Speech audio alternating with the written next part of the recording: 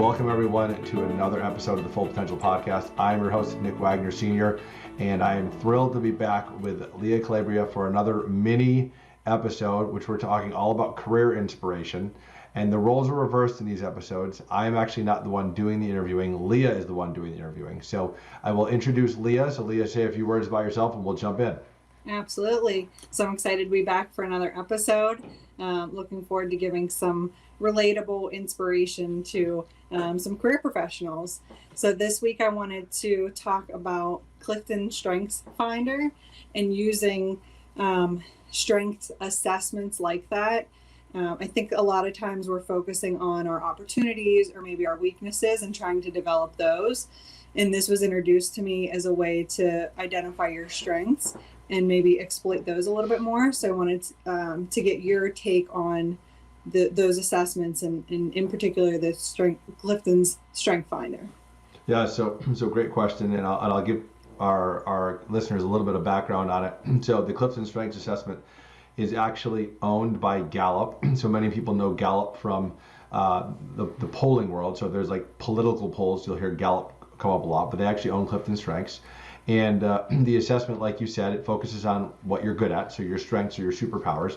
And it's actually what I love about it is based off over 50 years of research, and it was actually developed by an individual named Dr. Clifton, who was a PhD at the University of Nebraska.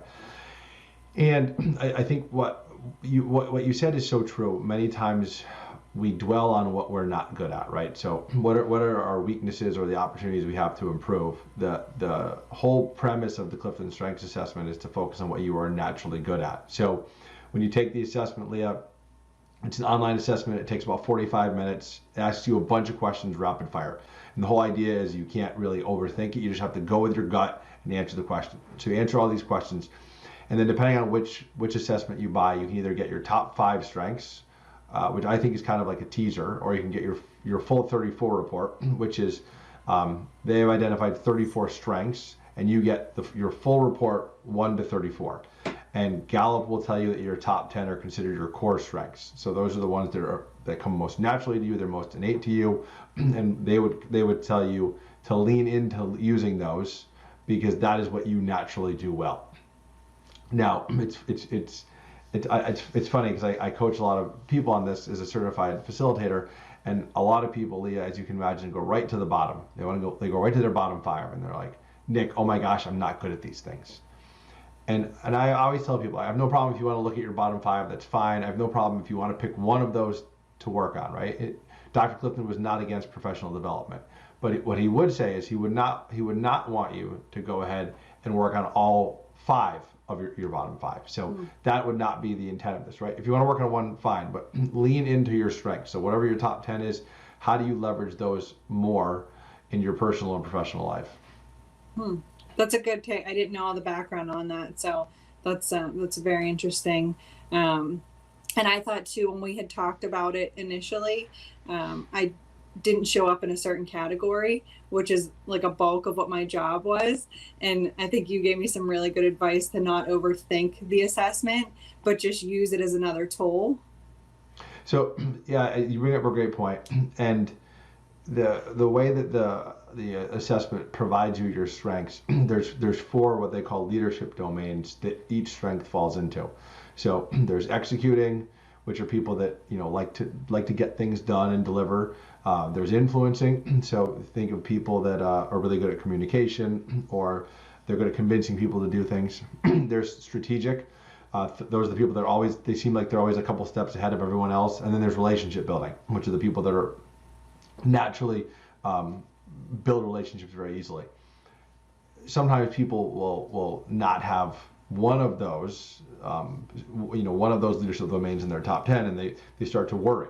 And what I always let people know is we all use our strengths differently, right? So the way an example would be if I had achiever and someone else had achiever, we could use that differently because the order of our full 34. So just because you don't have a strength doesn't mean you're not necessarily good at that, because there's other strengths that may be similar to that strength. So yeah, you bring up a great point, and that's why we do individual strength coaching, to really dive into people and let them know, like, well, this is what this means, and this strength working together, that's what that means.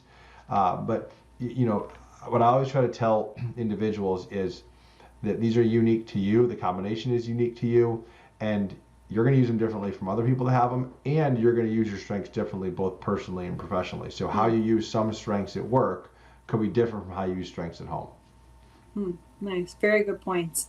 Yeah, I think it's a great assessment that people are probably underutilizing. So another great point and tip for this episode. So if anyone has any other topics they want to hear, go to the Full Potential Movement website and reach out, and we'll have more of these in the future. Thanks, Nick. Yeah, and I think one more thing, Leah, Yeah. if anyone is interested in the Clifton Strengths Assessment, I'll just give their website so people can check out. It's CliftonStrengths.com. And I think the key thing about this is, you said it earlier, this is another tool for you to learn more about yourself. It is not the end all be all, but it is definitely a data point on what you do really well. And all of their research has shown that if you lean into those strengths, you are going to be more successful personally and professionally. So I'm really glad we had a chance to talk about this as a topic for this episode. I hope you enjoyed this episode of the Full Potential Podcast. If you'd like to hear more interviews, please subscribe to our podcast on your favorite podcast platform, including Apple Podcasts, Google, and Spotify. You can also connect with us on social media, on Facebook, Instagram, and YouTube. And don't forget to check out our website, fullpotentialmovement.com. Thank you for listening. Thank you for sharing, and be well.